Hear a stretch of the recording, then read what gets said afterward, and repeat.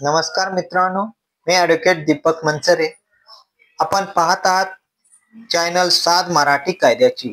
या चॅनलच्या निमित्तानं आपण कायद्याविषयक वेगवेगळे व्हिडिओ घेऊन येत असतो. आज एक विषय घेऊन आलेला आहे.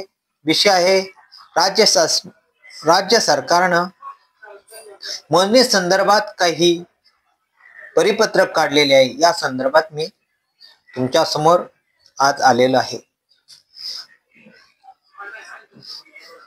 आपल्याकडं मोजणी प्रक्रिया ही तालुका भूमी अभिलेख यांच्यामार्फत केली जाते.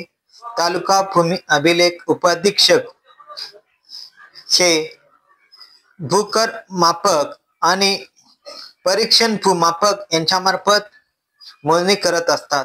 या मोजणीच्या संदर्भात हरकत आल्यानंतर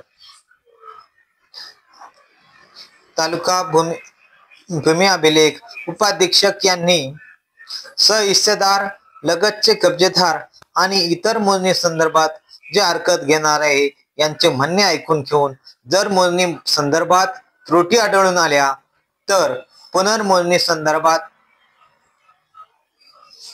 आदेश करता येईल. ही पुनर्मोजणी करत असताना भूकर मापक आणि परीक्षण भूमापक यांनी मोजणी केल्यानंतर ही पुनर्मोजणी GSI प्रणाली यशस्वी पडताळून पाहिली जाईल आणि त्यानंतर ही संकेतस्थळावर पाठवली जाईल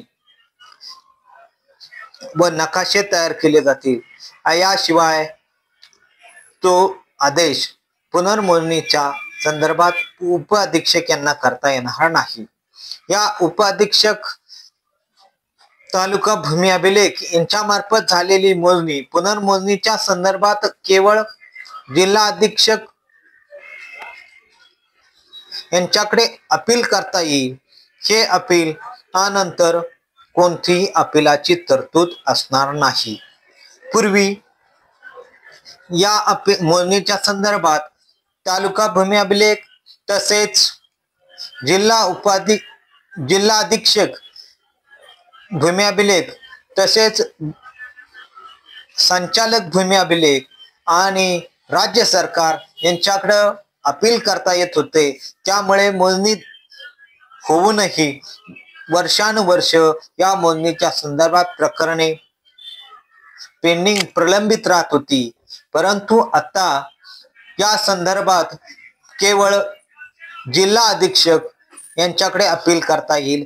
त्यानंतर कोणतेही अपील करता येणार नाही अशी राज्य सरकारने तरतूद केलेली आहे.